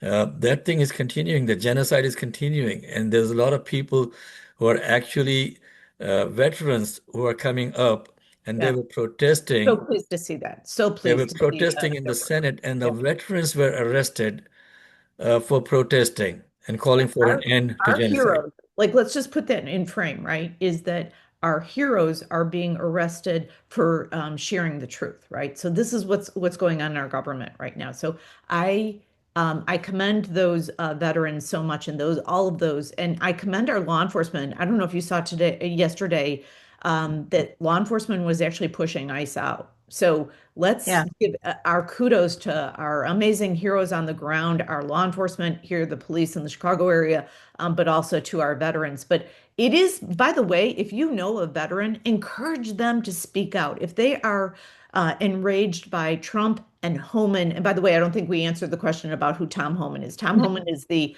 quote unquote ICE czar of our nation.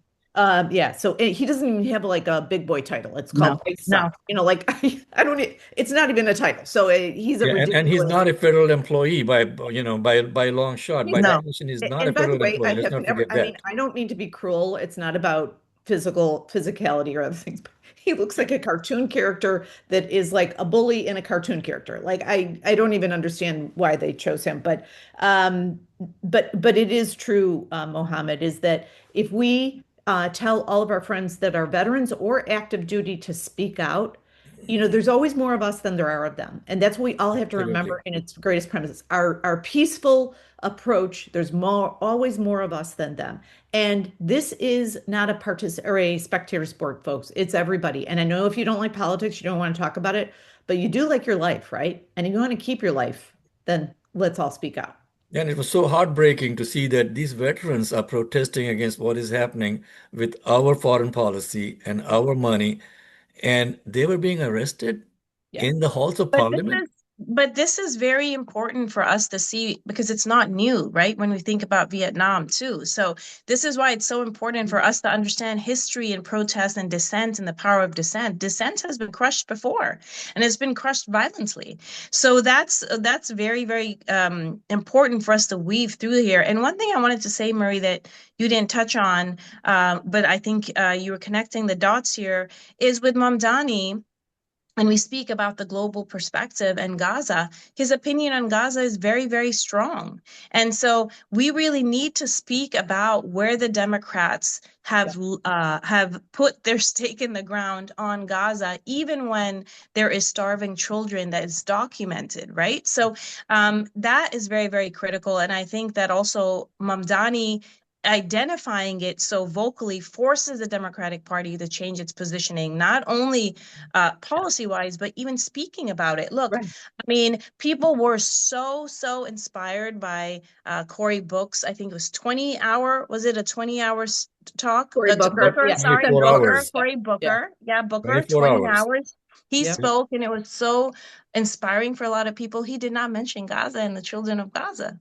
Well, you know Right. what's Maria, I'm so glad you raised that point in a brighter light, is that people are not understanding that we as a Democratic Party, the leadership has to say the word genocide. They all have to be big boys and big girls and use the word that is correct.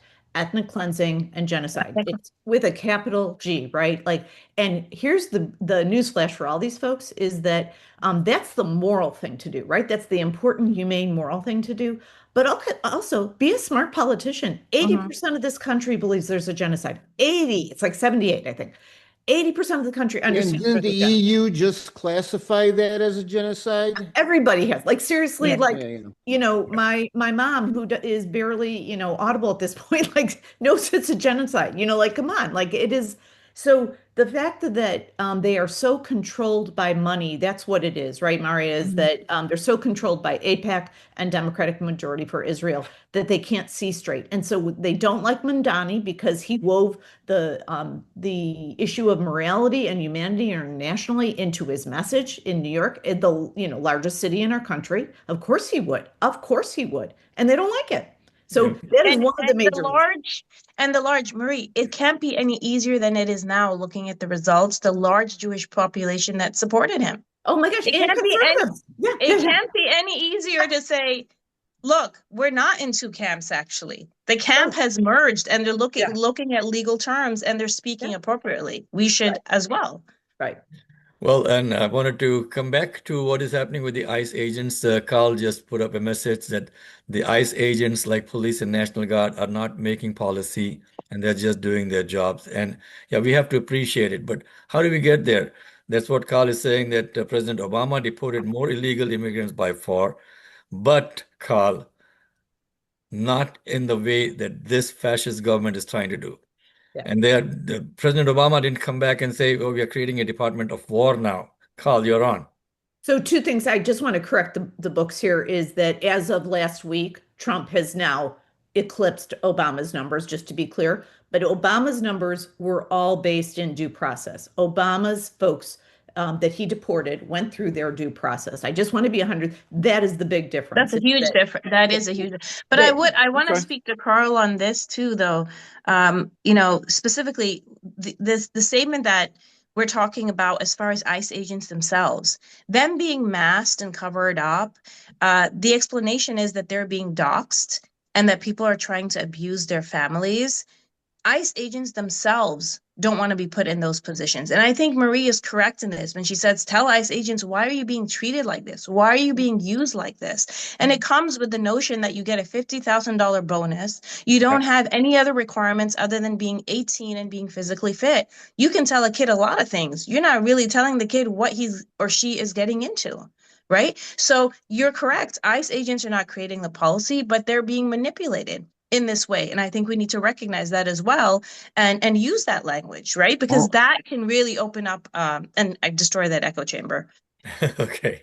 No, well, I appreciate that. But, you know, if you talk to any Navy SEAL or you talk to anybody that's worked undercover, they also don't identify themselves with, I mean, listen, I get it, but you know, there's different sides to every story. You know, I mean, I know guys that are ICE agents and their families are being threatened. Their kids are being threatened. So, you know, it's not about them being mass people coming in, you know, to raid and, you know, to say that, you know, I'd like to get a little more context about, you know, because I haven't paid attention. So you said that these orphanages are being, or these places where the kids, well, let me finish, are being, the kids are being woken up. Of course, I have 3 children. Of course, anybody with any compassion is going to say you don't wake up little kids. But how did the kids get there? Is this, that's what we forget about. Like, how did we get here to begin with? I mean, there were kids that were being used as pawns that were sent over here with no documents, no adult supervision. I heard one story where there was one home that the guy had like 50 kids. I mean, it's more than just taking a snapshot. I mean, how did we get here? Is the question I always. Well, I think that is a question that we should be addressing in the next Sunday. We are almost running out of time, Carl. But you do bring up some good points, and we've got 5 minutes to finish off the show. And I wanted to bring Dolly back in with something very important. And Ken, you want to talk about what Dolly wanted to talk about, and we'll wind up the show today. Yeah, I went to my Jewel Osco the other day to get a prescription for my flu shot and the new COVID shot. And as I was talking to one of the attendants, he was telling me that Narcan, okay, that's like if somebody's going, for an overdose from heroin or something, that you can actually buy that over the counter and keep it in your car. So if you ever see something like that happen, and unfortunately, I've seen that happen twice, you could save their lives. So Dolly, she did some research. Tell us what you found out. Yeah, so Narcan, it's like a nasal spray. It's a treatment like that's designed specifically to like reverse the effects of a life-threatening like opioid emergency. So it's available over the counter as well. And it's very simple to use. You don't need swabs or needles or anything like that, and it's safe. You basically all you do is you lay the person down, you check for signs of breathing, slowed breathing, or just like unconsciousness in general. You lay them on their back and you tilt their head up, and then you spray the device into their nostril and you press, like there's a plunger at the bottom and you press it very firmly. And then you sit and you stay with them and you call 911 after giving them the first dose. So you continue to administer a dose every 2 to 3 minutes and wait until help has arrived or until there's signs of consciousness, but you stay with them. So it's actually pretty incredible, and this is helping a lot of people, and it's a very, very big tool that we can use if we see someone in distress. So it's pretty cool. Wonderful, Dolly. Thank you so much for sharing that information. Again, folks, this is not all about politics. We do like to cover some social issues also. And if you want to be a part of the show, please go to our website, tlschicago.com, for the Lightning Strike Chicago. Send us a message through there. Ken is raising his finger. Yes, Ken.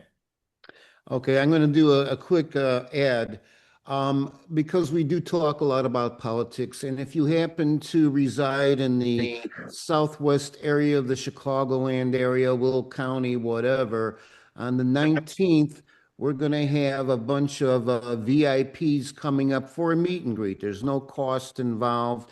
If you are interested, give us a call on our line. Mohammed will give you the number, and then we can give you the information to come by if you want to rub elbows with the big wigs in this particular area. You're welcome to call us for more information on 312 TLS 8182. That is the number that you can call for more information on that. It's about 9:58. We got 2 minutes to wind up the show today, folks. Thank you again for tuning in. Thank you again for listening. Thank you to former Congresswoman Murray Newman and Maria Muzaffar for joining us. Thank you also to Ray Hanania for joining us today. Great team effort, team. Thank you. And if you want, again, to join the conversation, if you want to be a guest on the show, please go to our website and send us an email. You can also email us at tls820am@gmail.com. That is our email to get to us. That is tls820am@gmail.com. It's 9:59. Thank you so much for tuning one in last today. thing too. Ken If gets you the last have word. something you want to say and you want to keep it short, call our number. The 312. Go ahead, say it again. TLS 8182. Leave us a message. Okay, call the and we'll number play your and leave a message. message. What we will do is we'll take an audio clip of that, and if it's appropriate, then we will have parts where we can actually put you on air to say what it And is that's our outro music coming in. Ken, thank you so much again, folks, for joining us. We'll see you next Sunday, 8 o'clock in the morning on WCPT, on Facebook, and on every other media that you could think of.